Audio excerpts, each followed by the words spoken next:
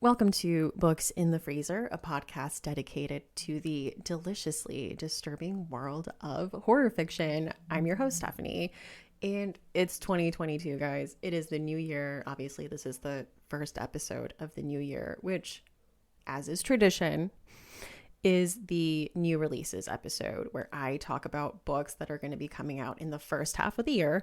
I think my cutoff point for this one is July. So we can't wait to get into that. I'm always really excited to do this episode. I do love the New Year's feelings and like getting caught up in plans and of course like all the things I'm going to do differently this year. You know, it's another year of me convincing myself that I can be a bullet journal person. Several years of failed bullet journals should have taught me that I am not. I am firmly a Google Calendar person. So I think this is the 1 year I'm actually not going to attempt a bullet journal because I cannot keep up with it. And when I don't see it, I forget that it exists, which just is not part of the whole bullet journal thing. But anyway, another thing we are doing again this year is the Books in the Freezer reading challenge. You can find it on social media using hashtag BITF challenge 2022. The prompts are up on Goodreads. And if you use Storygraph, you can find it under reading challenges where you can kind of check off when you read stuff throughout the year. So that's really cool. And a lot of people have joined it and have already added stuff. So if you're looking for recommendations for the prompts, both of those are great places to go. I'll try to add them in the show notes. So I'll go through the prompts just real quick. I did less prompts this year, so it should be honestly even more attainable. So a 2022 horror novel, some spooky nonfiction, hybrid horror novel, which this is the one I had the most questions on, essentially just like a mix of horror and another genre. So like crime horror, thriller horror, sci-fi horror, you get the idea. Again, a horror book in translation, a horror graphic novel, novella. I'm doing under 200 pages as the standard for that. A YA horror novel, a book with a one-word title, a book with a yellow or green cover, an LGBTQ plus horror novel, a book with a Black protagonist, and lastly, a horror book with a non-human monster. So like I said, you can find all that on social media, on Instagram, Twitter, Facebook, and Goodreads and Storygraph to get recommendations. And if you go on Instagram, I have a template on my highlights. So you should be able to find everything you need for that there. So anyway, hope you join us for that this year.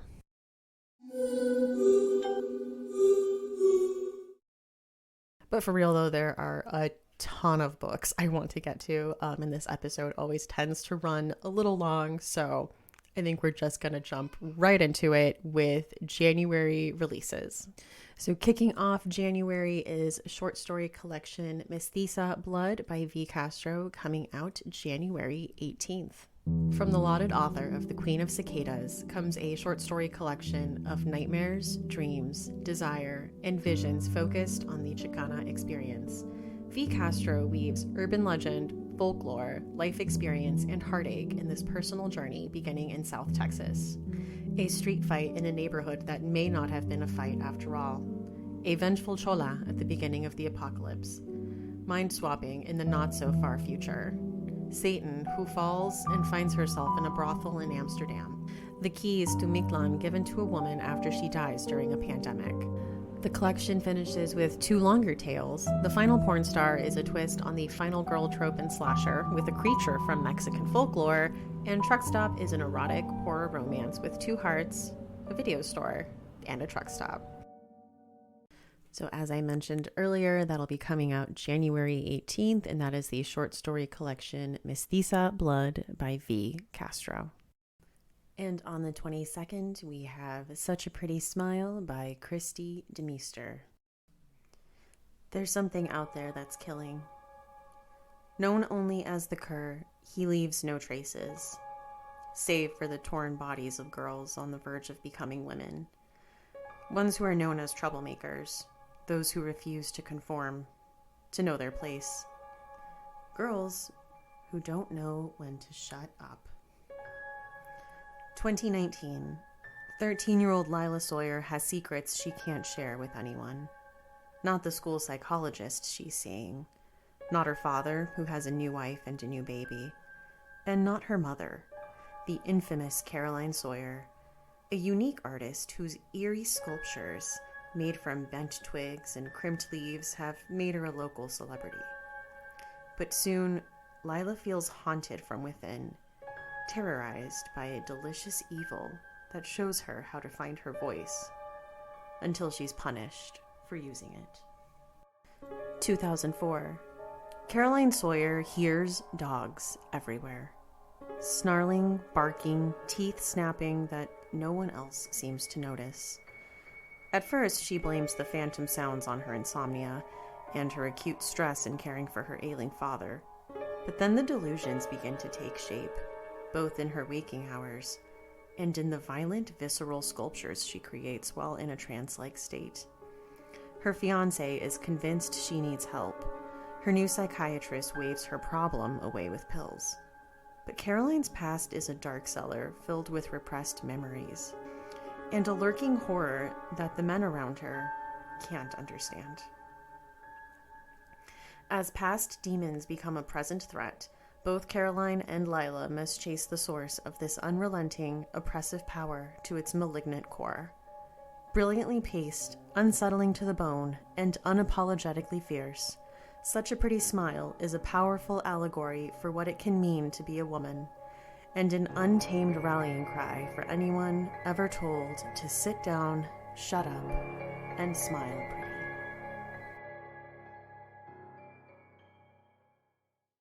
So Such a Pretty Smile was one of the arcs that I was lucky enough to receive coming out in early 2022. And when I tell you, I flew through this one, like could not put it down. If you've been following the podcast from the beginning or, have gone back and to listen to the early episodes, you'll know that Rachel, my old co-host, and I loved Christy DeMeester. And she was actually our very first author guest on the show. So very exciting. We were very excited to see that she had a new novel coming out this year. And that was Such a Pretty Smile. Also coming out on January 22nd is Anatomy, a love story by Dana Schwartz. Edinburgh, 1817. Hazel Sinnott is a lady who wants to be a surgeon more than she wants to marry. Jack Kerr is a resurrection man who's just trying to survive in a city where it's too easy to die. When the two of them have a chance encounter outside the Edinburgh Anatomist Society, Hazel thinks nothing of it at first. But after she gets kicked out of renowned surgeon Dr. Beecham's lectures for being the wrong gender, she realizes that her new acquaintance might be more helpful than she first thought, because Hazel has made a deal with Dr. Beecham. If she can pass the medical examination on her own, the university will allow her to enroll. Without official lessons, though, Hazel will need more than just her books. She'll need bodies to study, corpses to dissect. Lucky that she's made the acquaintance of someone who digs them up for a living then. But Jack has his own problems. Strange men have been seen skulking around the cemeteries. His friends are disappearing off the streets. Hazel and Jack work together to uncover the secrets buried not just in unmarked graves, but in the very heart of Edinburgh society. So there was a few reasons I was excited for this one. One was the cover art, which is a woman in a very big ball gown, but the shape of it is the shape of an anatomical heart, which, Anatomy, a love story. Also, I really like Dana Schwartz. She hosts the Noble Blood podcast, which are about different historical, royal figures. And the episodes are just absolutely fascinating. So yeah, when I heard that she was writing a historical Gothic kind of horror love story, I needed to know more. So that is Anatomy, a Love Story by Dana Schwartz, coming out January 22nd. And the 22nd is a big release day because we also have Dead Silence by S.A. Barnes coming out from Tor Nightfire. It's billed as Titanic meets The Shining in S.A. Barnes' Dead Silence, a science fiction horror novel. Sounds like that fits in a certain category for a certain challenge. In which a woman and her crew board a decades-lost luxury cruiser and find the wreckage of a nightmare that hasn't yet ended. Synopsis reads: a ghost ship, A salvage crew. Unspeakable horrors. Claire Kovalik is days away from being unemployed, made obsolete, when her beacon repair crew picks up a strange distress signal. With nothing to lose and no desire to return to Earth, Claire and her team decide to investigate. What they find at the other end of the signal is a shock. The Aurora, a famous luxury space liner that vanished on its maiden tour of the solar system more than 20 years ago. A salvage claim like this could set Claire and her crew up for life. But a quick trip through the Aurora reveals something isn't right. Whispers in the dark, flickers of movement, words scrawled in blood. Claire must fight to hold on to her sanity and find out what really happened on the Aurora before she and her crew meet the same ghastly fate. So this is one of my most anticipated releases. Like, from the moment that Tor Nightfire teased this a few months ago, I was on board. LOL. You know, because I have been saying that I need more space horror, and I'm glad that there's a few things delivering on that. So yes, always here for space horror, like ghost ship space horror. Absolutely. I don't think you understand. Cannot wait for this. That is Dead Silence by S.A. Barnes, coming out on January 22nd from Tor Nightfire. And on January 25th, we have Devil House by John Darnell. Gage Chandler is descended from kings. That's what his mother always told him. Now, he's a true crime writer, with one grisly success and movie adaptation to his name, along with a series of subsequent lesser efforts that have paid the bills, but not much more. But now, he's being offered the chance for the big break. To move into the house, what the locals call the Devil House, in which a briefly notorious pair of murders occurred, apparently the work of disaffected 80s teens. He begins his research with diligence and enthusiasm, but soon the story leads him into a puzzle he never expected. Back into his own work, and what it means. Back to the very core of what he does and who he is. Few things. First of all, very cool to have another John Darnell book coming out. Yes, that is John Darnell from the band The Mountain Goats. And I do really like the true crime writer moves into murder house, or like true crime writer becomes too involved in murder that they're looking into trope. So I'm excited for this. Also interested to see like what the turn is that it takes. It could be surreal in some way. I'm not sure. I'm not sure what to expect. And I like that. So that is Devil House by John Darnell, coming out January 25th. Also really like the cover for this. This is coming out from FSG Books. It's got this very I don't know if vintagey is the right word, but it feels that way, like a vintagey book. And moving into February releases with The Violence by Delilah S. Dawson. When Chelsea Martin kisses her husband hello at the door of their perfect home, a chilled bottle of beer in hand and dinner on the table, she may look like the ideal wife, mother, and homemaker, but in fact, she's following an unwritten rulebook, carefully navigating David's stormy moods in a desperate nightly bid to avoid catastrophe.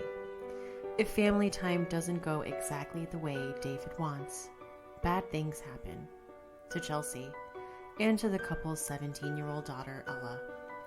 Cut off from all support, controlled and manipulated for years, Chelsea has no resources and no one to turn to. Her wealthy, narcissistic mother, Patricia, would rather focus on the dust on her chandelier than acknowledge Chelsea's bruises. After all, Patricia's life looks perfect on the surface, too. But the facade crumbles when a mysterious condition overtakes the nation, known as the violence.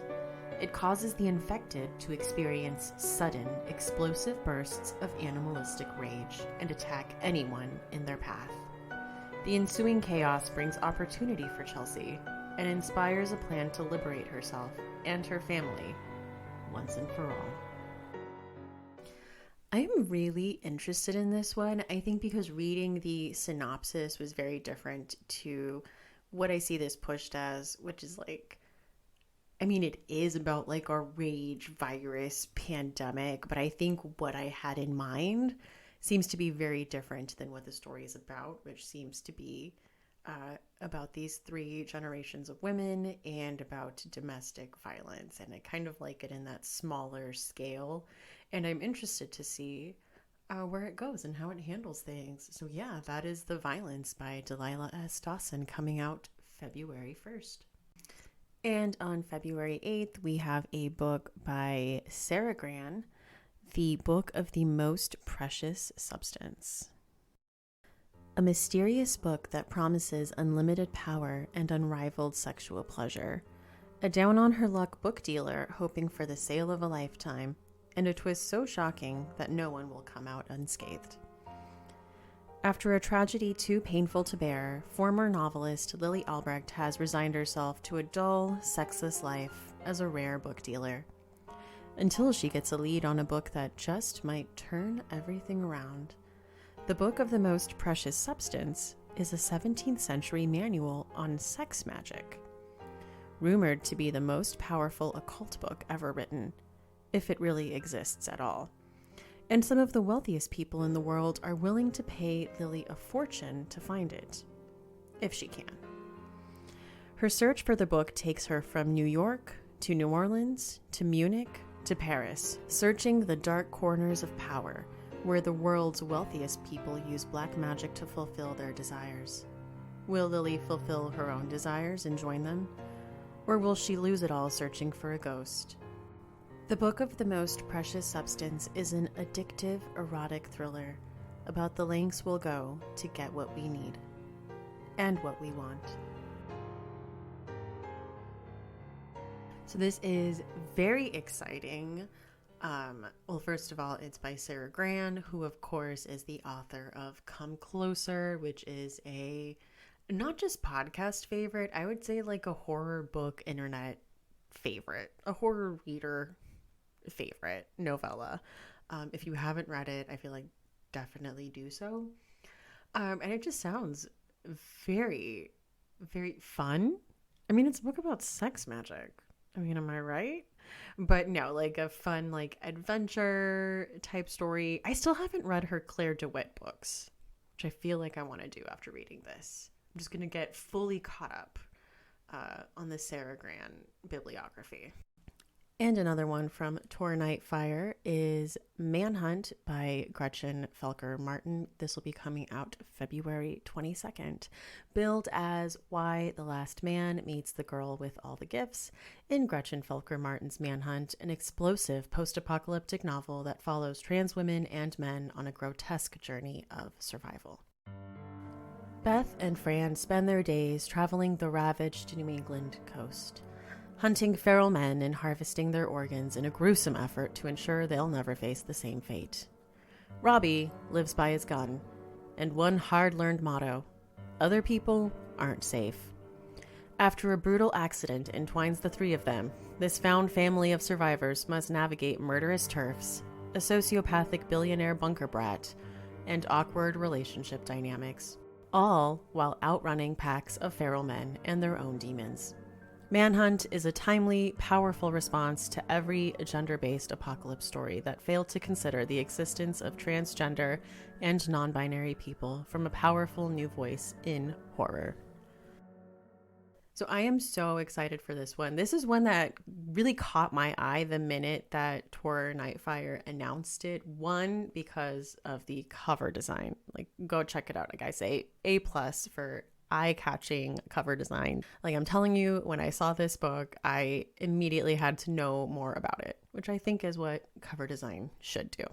So definitely that. And then, you know, when I looked at what it was about, now I want to read this book. So it is high on my to-read list this year for sure. That is Manhunt by Gretchen Felker Martin. And coming out February 8th is Cherish, Farah by Bethany C. Morrow. 17-year-old Farah Turner is one of two black girls in her country club community, and the only one with black parents.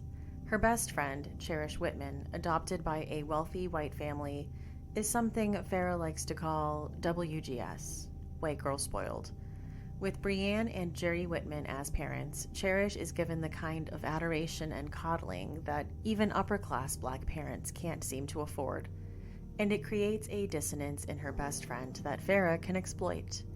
When her own family is unexpectedly confronted with foreclosure, the calculating Farah is determined to reassert the control she's convinced she's always had over her life by staying with Cherish, the only person she loves, even when she hates her. A troubled Farah manipulates her way further into the Whitman family. But the longer she stays, the more her own parents suggest that something is wrong in the Whitman house. She might trust them, if they didn't think something was wrong with Farah, too.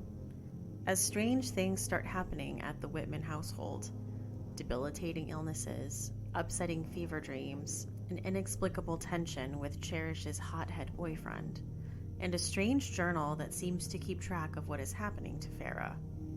It's nothing she can't handle. But soon everything begins to unravel when the Whitmans invite Farah closer, and it's anyone's guess who's really in control. Told in Farah's chilling, unforgettable voice and weaving in searing commentary on race and class, this slow-burn social horror will keep you on the edge of your seat until the last page. I read this at the end of last year. I got it on NetGalley. I think this would be a perfect book club book. There's so much to discuss. And also, I really liked the writing. I mentioned it on the last episode, the year-end episode, because I was reading it at that point when we were recording it. The writing in it has this kind of hypnotic, melodic rhythm to it. It was very poetic. I don't know. I very much enjoyed that. As it says in the synopsis, you're in Farah's point of view, and she is a fascinating protagonist because she is very cold and calculating, and you're seeing how she sees situations, and it is just very interesting. So that is Cherish Farah. That'll be coming out February 8th.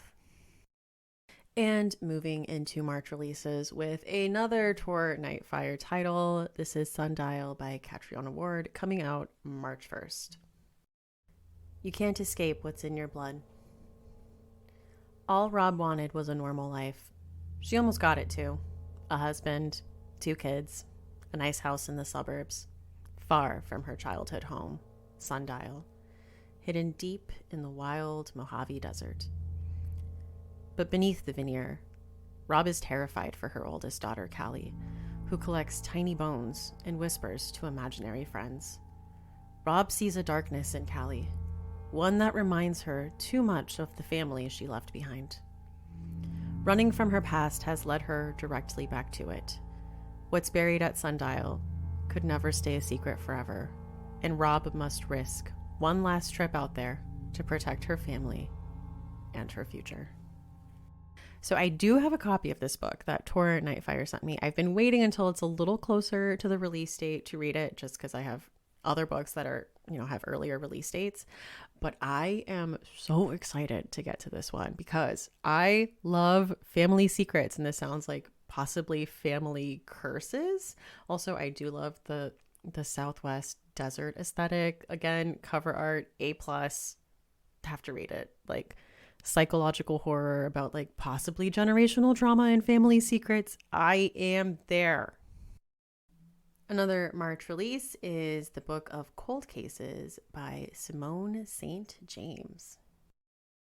A true crime blogger gets more than she bargained for while interviewing the woman acquitted of 2 cold case slayings in this chilling new novel from New York Times bestselling author of The Sundown Motel. In 1977, Clare Lake, Oregon was shaken by the Lady Killer murders. 2 men, seemingly random, were murdered with the same gun, with strange notes left behind.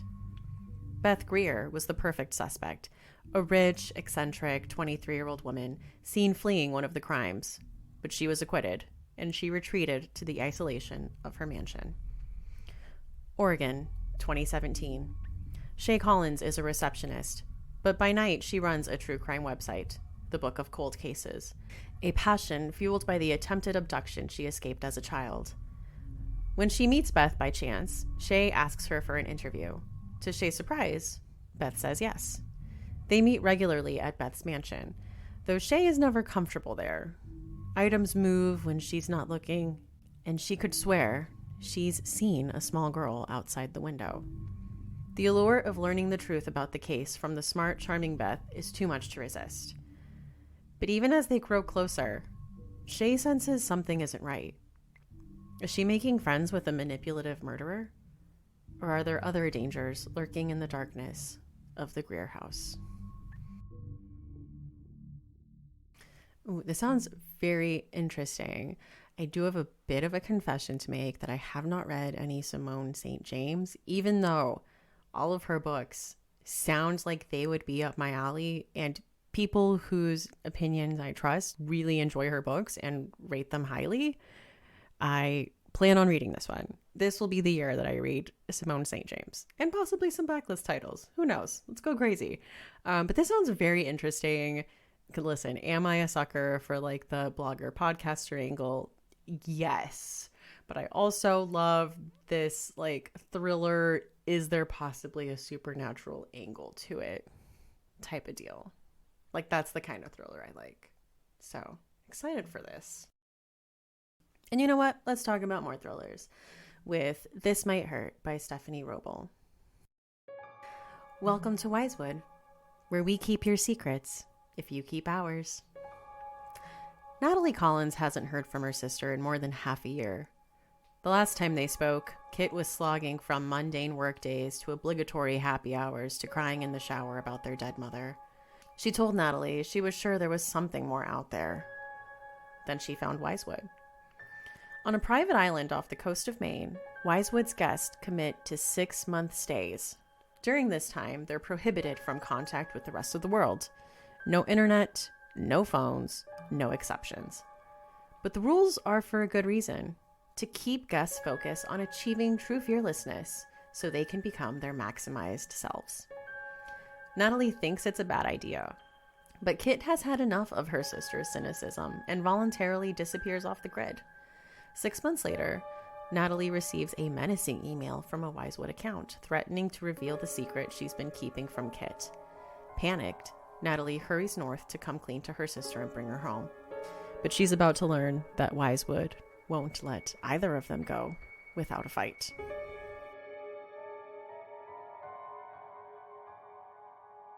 So last year I read Stephanie Roble's debut novel, Darling Rose Gold, and it pulled me out of a slump. So when I saw she had a new book coming out, I was definitely interested. And then when I learned that it was about family secrets and possibly a sinister wellness retreat, I was very interested. So that is This Might Hurt by Stephanie Roble. And let's get back to horror with A Black and Endless Sky by Matthew Lyons. This will be coming out March 15th. From the author of The Night Will Find Us comes a white-knuckled horror thriller set across the American Southwest. Road trips can be hell. Siblings Jonah and Nell Talbot used to be inseparable, but ever since Jonah suddenly blew town 12 years ago, they couldn't be more distant. Now, in the wake of Jonah's divorce, they embark on a cross-country road trip back to their hometown of Albuquerque, hoping to mend their broken relationship along the way. But when a strange accident befalls Nell at an abandoned industrial site somewhere in the Nevada desert, she begins experiencing ghastly visions and exhibiting terrifying otherworldly symptoms. As their journey through the desolate American Southwest reveals the grotesque change happening within his sister, one thing becomes clear to Jonah. It's not only Nell in there anymore. Pursued by a mysterious stranger who knows far more about Nell's worsening condition than they let on, the siblings race to find a way to keep Nell and escape the desert before they're met with a violent, bloody end. But there are far worse things lurking in the desert ahead. Some of them just beneath the skin. Okay, this has a lot of things going for it that I'm very excited about. One, it does have a very intriguing cover, which, is always a big plus. Again, another American Southwest story, so interested in that. But also possibly possession. We've got siblings with tension, and we have a road trip. And I feel like we could always use a little bit more road trip horror. So this sounds very good.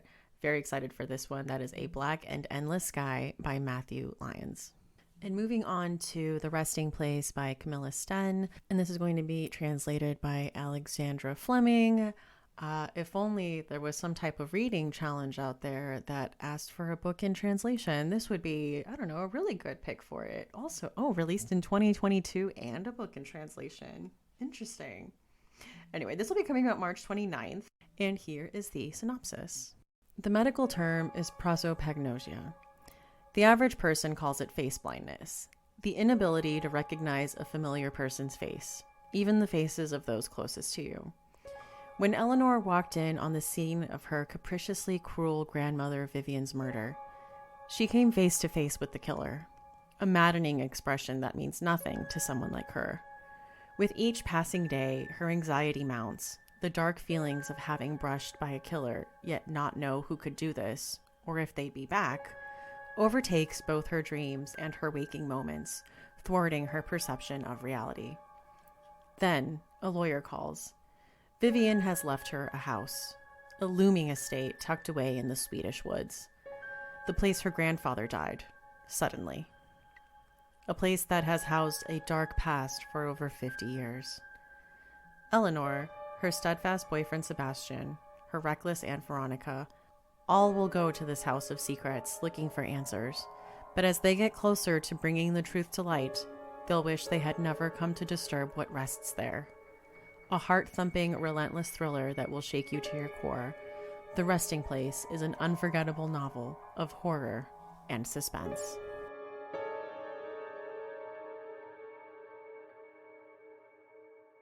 Listen, was I going to make a joke about how I totally sympathize with this protagonist because I can't tell Bryce Dallas Howard and Jessica Chastain apart? I was, but it's not similar to this setup. I would say this setup is a bit different, but I'm interested in this. It's not a premise we see very often. I really wanted to read The Lost Village that came out last year by Camilla Stenn and didn't get around to it, but I know that one had like a found footage type angle going on. So I'm interested to see if this has any interesting setups like narratively in the way that it's told. The story itself, even if it doesn't, is very interesting. So I will definitely be checking this out. And that is The Resting Place by Camilla Stenn. And if you're looking for something snowy and cold, All the White Spaces by Ali Wilkes will be coming out at the end of March. In the wake of the First World War, Jonathan Morgan stows away on an Antarctic expedition, determined to find his rightful place in the world of men. Aboard the expeditionary ship of his hero, the world-famous explorer James Australis Randall, Jonathan may live as his true self and true gender, and have the adventures he has always been denied. But not all is smooth sailing. The war casts its long shadow over them all, and grief, guilt, and mistrust skulk among the explorers. When disaster strikes in Antarctica's frozen Weddell Sea, the men must take to the land and overwinter somewhere, which immediately seems both eerie and wrong. A place not marked on any of their part-drawn maps of the vast white continent. Now completely isolated, Randall's expedition has no ability to contact the outside world, and no one is coming to rescue them. In the freezing darkness of the polar night, where the aurora creeps across the sky, something terrible has been waiting to lure them out into its deadly landscape. As the harsh Antarctic winter descends, this supernatural force will prey on their deepest desires and deepest fears to pick them off one by one. It is up to Jonathan to overcome his own ghosts before he and the expedition are utterly destroyed. Okay, first of all, here for like period piece, snowy winter horror. Also with that synopsis, I'm getting very much the terror meets Stephen King's It, which I want to know more. I'm very interested. Also, I feel so bad for protagonists that are like, yes, finally, the chance of a lifetime. Look at us. We're Jack, Dawson, and Fabrizio, and we have just won tickets to the Titanic. Things are really looking like they're in our favor today, you know? So that one again was All the White Spaces by Ali Wilkes. That'll be coming out, I want to say March 25th. So keep your eye out on that. And pivoting to April releases with My Dearest Darkest by Kayla Cottingham. So they're saying Wilder Girls meets The Craft in this sapphic horror debut that asks, what price would you be willing to pay to achieve your deepest desires? Okay.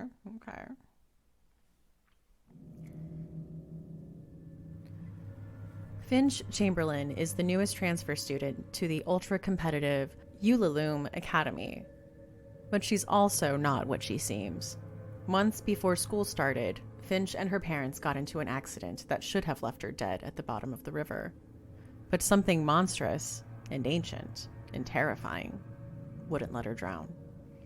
Finch doesn't know why she woke up after her heart stopped, but since dying, she's felt a constant pull from the school and the surrounding town of Rainwater, like something on the island is calling to her.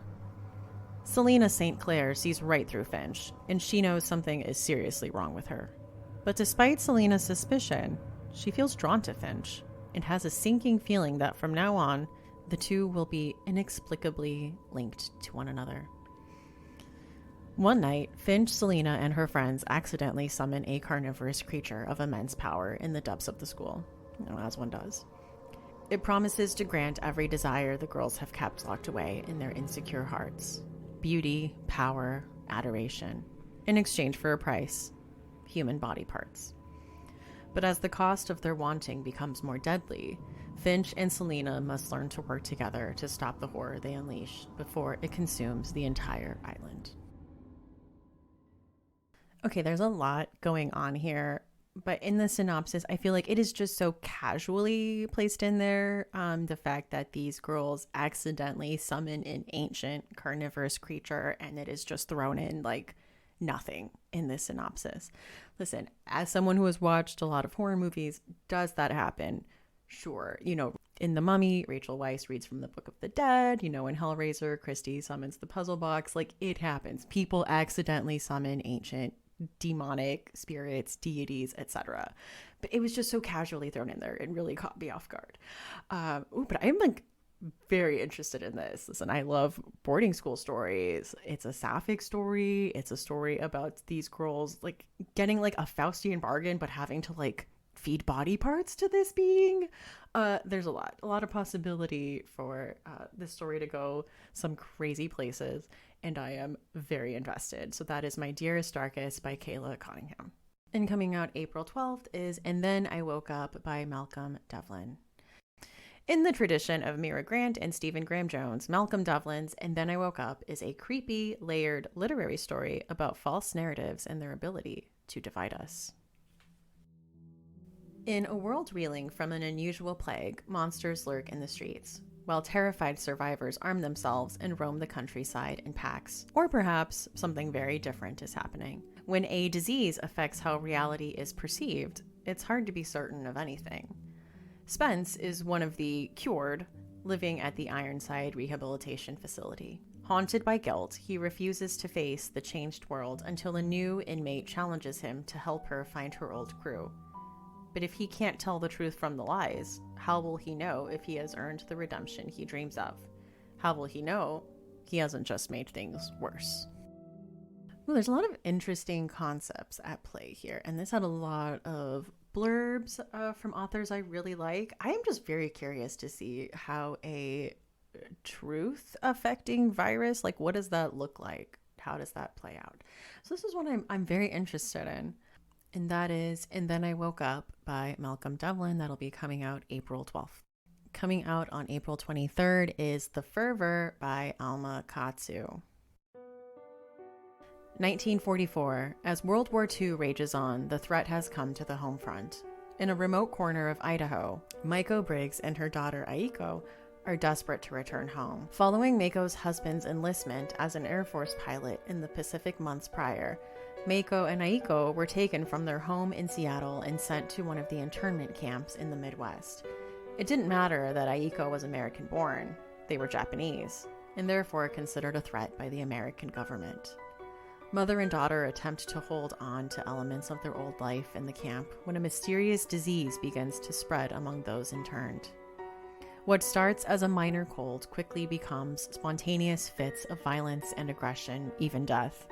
And when a disconcerting team of doctors arrive, nearly more threatening than the illness itself, Mako and her daughter team up with a newspaper reporter and widowed missionary to investigate, and it becomes clear to them that something more sinister is afoot.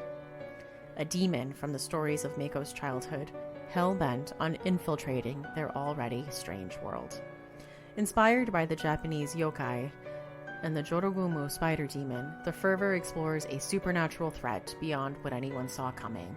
The danger of demonization, a mysterious contagion, and the search to stop its spread before it's too late. I am very excited that 2022 is gifting us with a new Alma Katsu novel. Like, she has given us a supernatural twist on the Donner Party, the Titanic, and now Japanese internment camps. Also very excited that these are supernatural elements and monsters from Japanese folklore. I am very excited for this one. So that is The Fervor by Alma Katsu. And moving on to May, which some people might argue is the best month in the year. Some people. I've heard it for sure. Coming out May 10th is The Hacienda by Isabel Canas.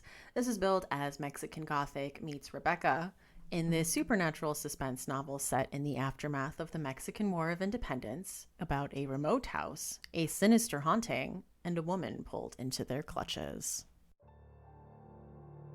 In the overthrow of the Mexican government, Beatrice's father is executed and her home destroyed. When handsome Don Rodolfo Solorzano proposes, Beatrice ignores the rumors surrounding his first wife's sudden demise, choosing instead to seize the security his estate in the countryside provides. She will have her own home again, no matter the cost. But Hacienda San Isidro is not the sanctuary she imagined.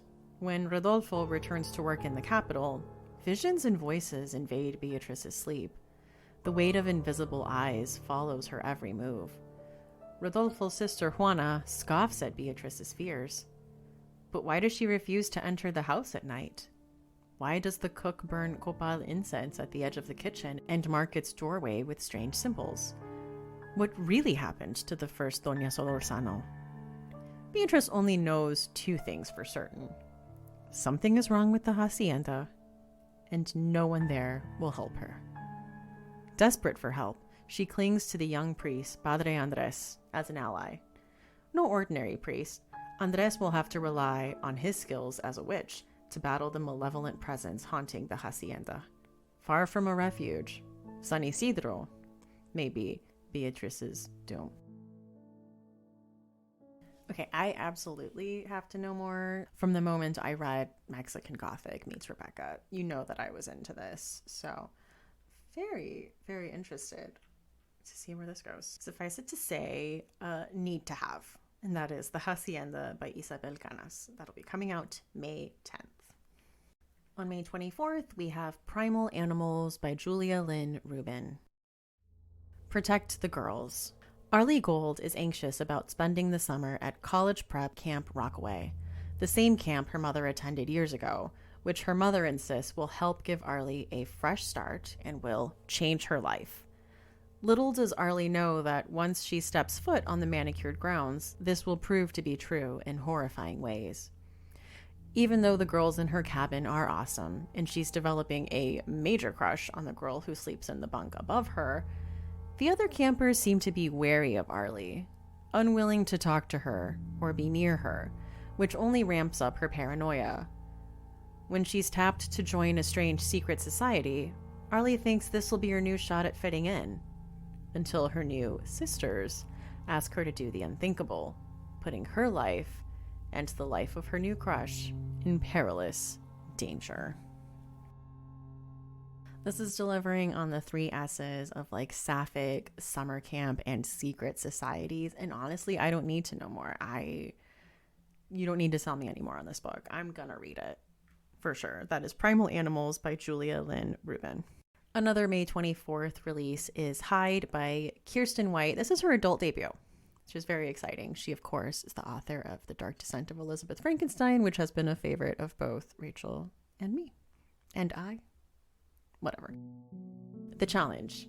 Spend a week hiding in an abandoned amusement park and don't get caught. The prize? Enough money to change everything. Even though everyone is desperate to win, to seize a dream future or escape a haunting past, Mac is sure she can beat her competitors.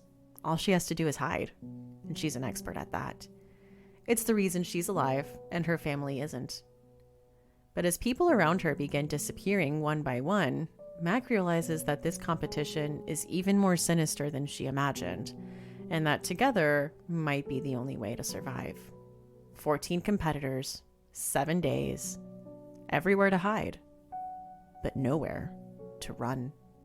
I'm actually gonna need this this minute.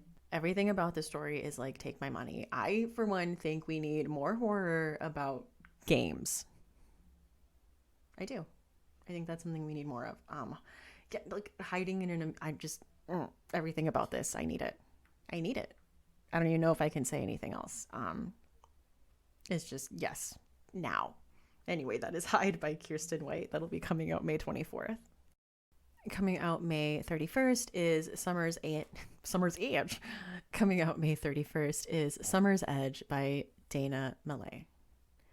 I Know What You Did Last Summer meets The Haunting of Hill House in this atmospheric, eerie teen thriller following an estranged group of friends being haunted by their friend who died last summer.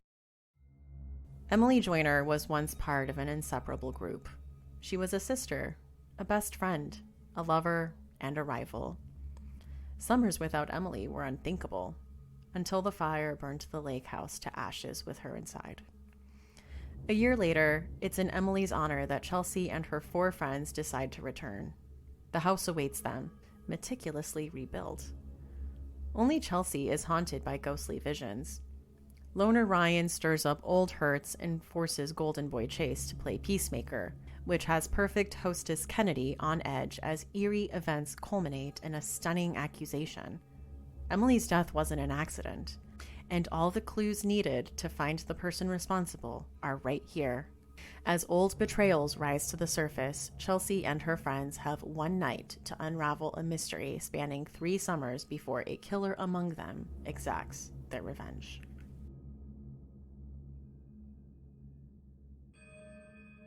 I am a sucker for teen thriller, mystery, horror stories, so I will be checking this out for sure. Also, I really like the cover of it. It's just a very interesting design, very eye-catching. So that is Summer's Edge by Dana Malay. And this June, we have a new Riley Sager novel that is The House Across the Lake. That'll be coming out June 21st. Casey Fletcher, a recently widowed actress trying to escape a streak of bad press, has retreated to the peace and quiet of her family's lake house in Vermont. Armed with a pair of binoculars and several bottles of bourbon, she passes the time watching Tom and Catherine Royce, the glamorous couple living in the house across the lake. They make for good viewing. A tech innovator, Tom, is rich, and former model Catherine is gorgeous. One day on the lake, Casey saves Catherine from drowning, and the two strike up a budding friendship.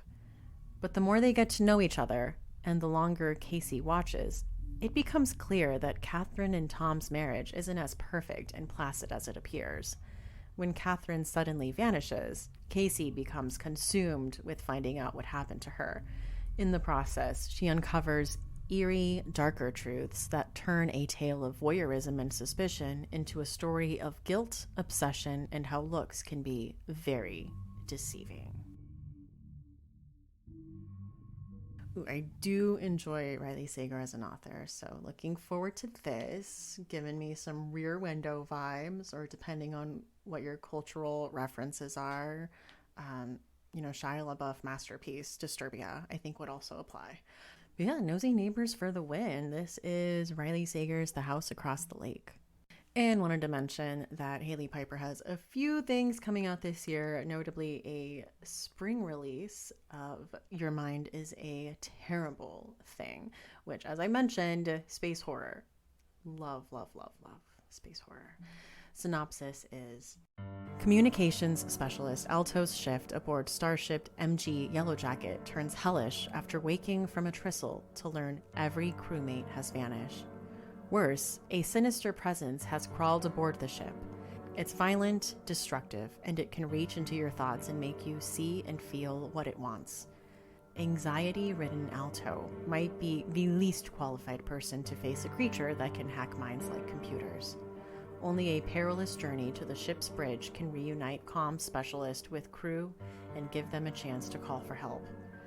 But the intruder only scratches the surface of the crisis, and discovering the truth will bring Alto face to face against a nightmare beyond flesh and thought. Again, we just always need more space horror, and I think we always need more Haley Piper works in the world. So I know she has a few more things coming out that haven't been like officially announced with release date or with official synopses. So definitely keep your eye out on like whatever she is putting out into the world for sure. And moving on to July, which is the last month I'll be covering in this, first half of the year new releases episode. Is it more than half the year? Yes. But like when I tell you the books that are coming out in July, you will understand why I included them in this episode. There's too many exciting authors with really exciting books. So you'll see. Starting things off with The Pallbearers Club by Paul Tremblay, a cleverly voiced psychological thriller about an unforgettable and unsettling friendship with blood-chilling twists, crackling wit, and a thrumming pulse in its veins from the nationally best-selling author of The Cabin at the End of the World and Survivor Song. What if the coolest girl you ever met decided to be your friend? Art Barbara was so not cool. He was a 17-year-old high school loner in the late 1980s who listened to hair metal, had to wear a monstrous back brace at night for his scoliosis, and started an extracurricular club for volunteer pallbearers at poorly attended funerals. But his new friend thought the Pallbearers Club was cool, and she brought along her Polaroid camera to take pictures of the corpses. Okay, that part was a little weird. But so was her obsessive knowledge of a notorious bit of New England folklore that involved digging up the dead. And there were other strange things, terrifying things, that happened when she was around, usually at night. But she was his friend, so it was okay, right? Decades later, Art tries to make sense of it all by writing The Pallbearers Club, a memoir. But somehow this friend got her hands on the manuscript and, well, she has some issues with it, and now she's making cuts. Seamlessly blurring the lines between fiction and memory, the supernatural and the mundane, The Pallbearers Club is an immersive, suspenseful portrait of an unforgettable and unsettling friendship. I will spare you the excited noises that come with me learning that this is the year we get a new Paul Tremblay novel, but you can just imagine that this is where they go. So yeah, I get a lot of like author newsletter emails, and Paul Tremblay has been writing about teasing the Pallbearers Club for a long time. So I think it is an understatement to say that I have been very excited about this. The premise sounds really fascinating. I hope we get like a book within a book with excerpts from the memoir. Also kind of blurring the lines between fiction and memory was a big thing, a big theme that I enjoyed in A Head Full of Ghosts. I'm interested in exploring this friendship. This girl seems really cool, and I want to know what her deal is. So yeah, cannot wait. That is The Pallbearers Club by Paul Tremblay. But that's not all. No, that is not all, because July 12th, we are also getting Grady Hendrix's How to Sell a Haunted House. So I don't think a full synopsis has been released anywhere, so I'll just leave you with New York Times bestselling author Grady Hendrix takes on the haunted house in a hilarious and terrifying new novel that explores the way your past and your family can haunt you like nothing else. Listen, Grady Hendrix writing a novel, taking on one of my favorite horror tropes. I'm gonna read this. We all know this. Like, this sounds up my alley, and there's not even a synopsis. I don't even know what this book is about. And you know what? That's fine. July 12th, we have What Moves the Dead by T. Kingfisher. From the award-winning author of The Twisted Ones comes a gripping and atmospheric retelling of Edgar Allan Poe's classic, The Fall of the House of Usher. When Alex Easton, a retired soldier, receives word that their childhood friend, Madeline Usher, is dying, they race to the ancestral home of the Ushers in the remote countryside of Ruritania. What they find there is a nightmare of fungal growths and possessed wildlife surrounding a dark, pulsing lake. Madeline sleepwalks and speaks in strange voices at night, and her brother Roderick is consumed with a mysterious malady of the nerves. Aided by a redoubtable British mycologist and a baffled American doctor, Alex must unravel the secret of the House of Usher before it consumes them all. Okay. Loving this. So not only is this like a retelling of the House of Usher, which is going to be Mike Flanagan's next project, so we can all kind of get brushed up on our Edgar Allan Poe, before this comes out. But also we're adding like mushrooms and fungus into the mix. Yes. Just, yeah, I'm here. Also, great cover. So good. So that is What Moves the Dead by T. Kingfisher. On the 19th, we have Blackmouth by Ronald Mulfey.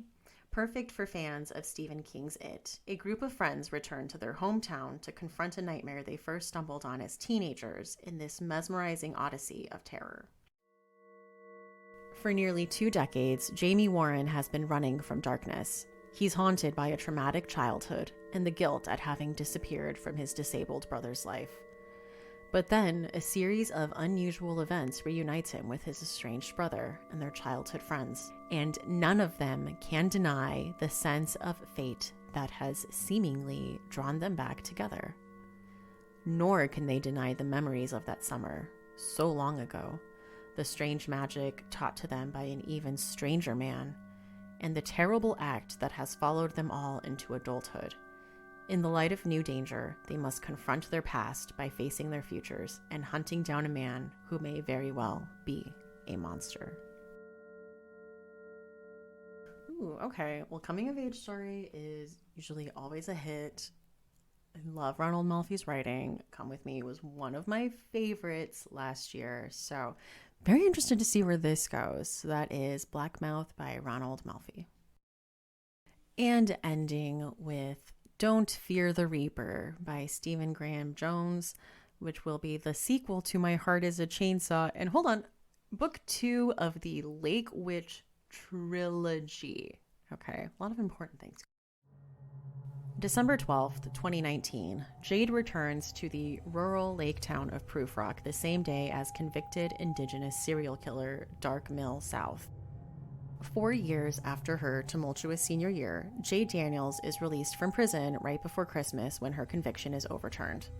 But life beyond bars takes a dangerous turn as soon as she returns to Proof Rock. Convicted serial killer Dark Mill South, seeking revenge for 38 Dakota men hanged in 1862, escapes from his prison transfer due to a blizzard just outside of Proof Rock, Ohio. Dark Mill South's reunion tour began on December 12th, 2019, a Thursday. 36 hours and 20 bodies later, on Friday the 13th, it would be over.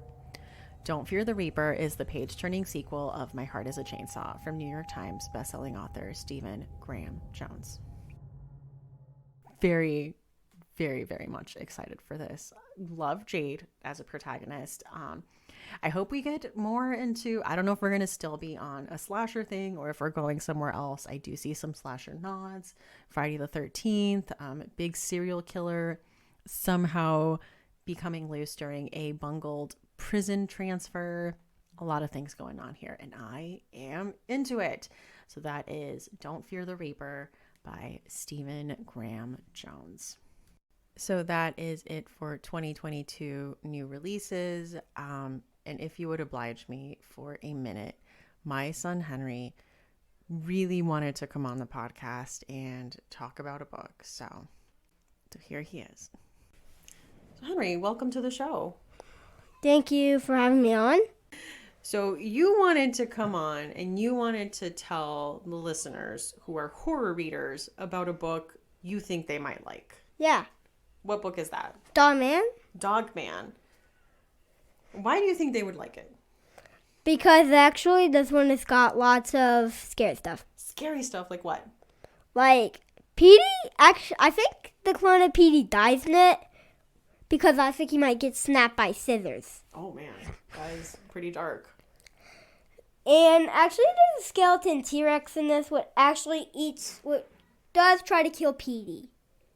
That sounds very intense. I mean, the premise of Dogman is essentially body horror, right? Because it's a dog and a man, and the dog head gets sewn onto the man's body, and he becomes Dogman. Yeah. Correct? Yeah. Yeah, which is pretty scary. There's also a ghost that kidnaps people in it. Well, it does sound pretty spooky.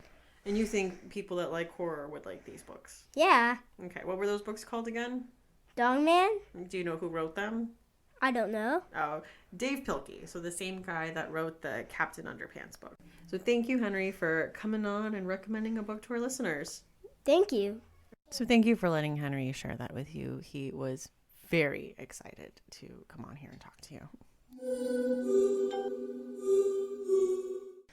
Since it's just me, I'll do a quick chilling obsession. Something that I've been enjoying lately is the sci-fi Chucky series. I've been watching it on Peacock and just been pleasantly surprised at how good it is. You know, it's funny. It's a bit more of a teen show, which I enjoy. And I've just had a good time with it. Also, I do love to shout out whenever people from my aughts teen dramas show up in things. So we have Barbara Allen Woods, who was Nate Scott's mom in One Tree Hill as the mayor in the show. And then her real life daughter is her daughter, which I think is fun casting. So yeah, I've been really enjoying that. It's funny and gory and yeah, I've just been having a really good time with it. So that is the Chucky series. I think it's a sci-fi series, but I've been watching it on Peacock. And for Final Girl Song. So on TikTok, people are talking about there being a mini Twee revival. And if you don't know, Twee is a lot of things.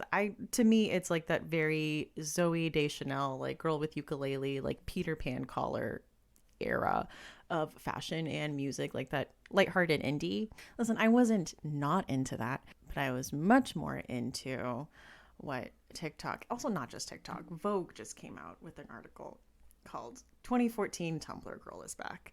And this is the headspace that I've been in, going through my music and my playlist.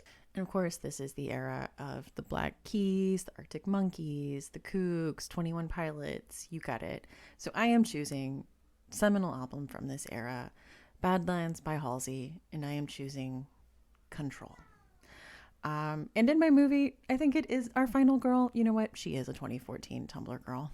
So do with that what you will. That is my choice for Final Girl Song this week. So thank you so much for listening. Books in the Freezer is a bi-weekly podcast. We post episodes every other Tuesday. You can find us on Twitter at BooksFreezerPod, on Instagram at Books in the Freezer, also on TikTok at Books in the Freezer. You can send us an email at booksinthefreezer@gmail.com. If you would like to support the podcast, there are a few ways to do that. One of them is on Patreon. You can support us monthly. There is a $1, a $3, and a $5 level with different kinds of perks at each level. Also now you can pay annually, and I think you get a 10 or a 15% discount if you do that. Just pay one-time support for the whole year. So check that out if you're interested. Another way to support the show is to use the Amazon link that is in the show notes. You would just do your normal shopping on Amazon like you would do, but you would use our link to take you to Amazon first. And a small percentage of your purchase goes to help the show. And of course, there are ways to support the show without spending any money. One of them is to leave a review on a site like Apple Podcasts, or to just honestly share about the show on social media or tell a friend about it. You know, word of mouth is huge for small indie podcasts like this one. So thank you to all of you who take the time to do that. It really does mean a lot. I'm Stephanie. You can find me on Twitter at lady_Ganya and on Instagram at That's What She Read, and that's with 2 A's. So thank you so much for listening. I'm very excited to see what 2022 brings us. So again, thank you for listening, and see you next time on Books in the Freezer.